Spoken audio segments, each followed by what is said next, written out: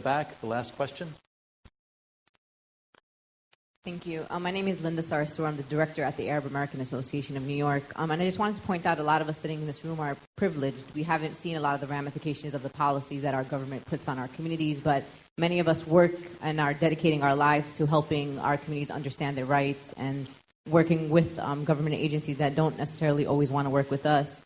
And you asked us to be ambassadors, and I try to do that on a daily basis, but I need your help to be an ambassador. And I wanted to just give you some examples, things that you've mentioned, that really give me a hard time to put a face to the American government, or a good face to the American government, which include infiltration of mosques, which has been an issue for us in our community. I mean, infiltration of mosques is conducted according to a secret policy that's been never been debated openly, and as a matter of fact, at one point Congress prohibited it when they were trying to stop domestic spying. NTIER's program since 2003, national organizations, both Muslim, non-Muslim, have been trying to close this program. The program is still open. Our community members continue to have notices to appear.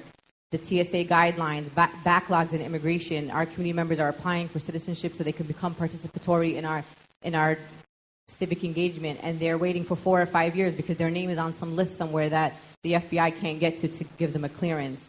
The horrific conditions of our immigration detention centers, the unnecessary deaths that happen in our immigration centers because they're run by private entities and there's no accountability by the government. Profiling. I mean, the Patriot Act is now going to be reauthorized as part of our job creations bill with no open debate or opportunity for amendments.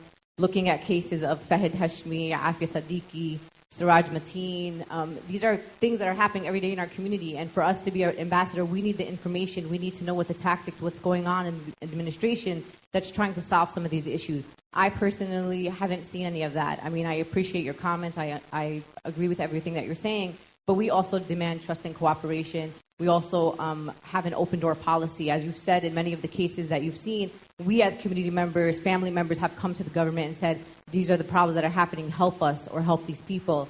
So the fact that we're open and our national organization are open in denouncing terrorism, we expect for the government to come through our front door, not through our back doors. So if you can help us be better ambassadors by providing us with information on what the particulars are, or what are the strategies to end NCERs or to look at the TSA guidelines, that would be really helpful for our community members.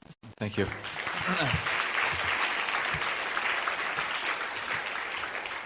I think that's an appropriate question, or a series of questions to end on, because I think you brought it back to that strategic level as far as all these different policy areas that really need to be addressed as a nation. And when you said that you need to know, in order to be good ambassadors, where we are on these issues, I think you've hit a number of very critical ones as far as what we want to be our policies as a nation as we go forward.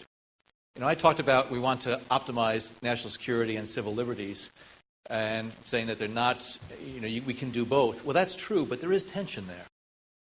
There is tension about what policies we're going to have at our ports of entry as far as secondary screening, what types of policies we're going to have in our local community about engagement with law enforcement and what law enforcement should be allowed to do. What are the parameters of those activities by government that need to be established that can ensure the protection of civil liberties, but yet still optimize and safeguard our national security? And these are all very appropriate. And I think now that we are 9 years plus from 9/11, this is the time that I think this country needs to take that step back and have that public discourse. Because these are policies and issues that really should not be decided in the back room or in offices within the White House, not being informed by that public debate.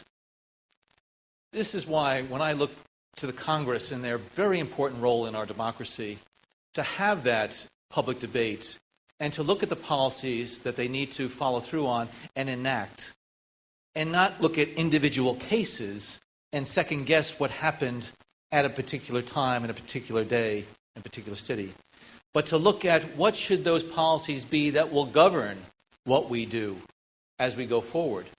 So I think it's critically important that we continue to have this engagement and discussion.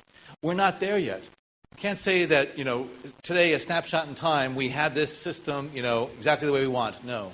This will be constantly need to be refined and needs to evolve, consistent with who we are as a people but keeping in mind that if you don't have security, if you don't have that type of peace and confidence that as you walk through the streets, you're not going to be hit with a suicide bomber, then all of this other stuff really can fall by the wayside, because if you can't experience it, why try to promote it? But what we need to do is to make sure that we remember what we are as a country and, again, the foundations that this country was built on. So I really would like to say I very much appreciate this opportunity to talk with you here today. This is something that I think just by your presence here, it demonstrates to me that you are dedicated to doing this as a person, because you're, like me, an American who wants to ensure that not just our security is promoted, but that this dialogue takes place and enriches each one of us. We're not there yet, but as long as, in my view, as long as President Obama remains at the helm, we're going to continue to do our absolute level best every day to ensure that our people are safe and secure and that our civil liberties are protected. So, shukran jazilan wa alaka, and I will see you at some future gathering. Thank you very much.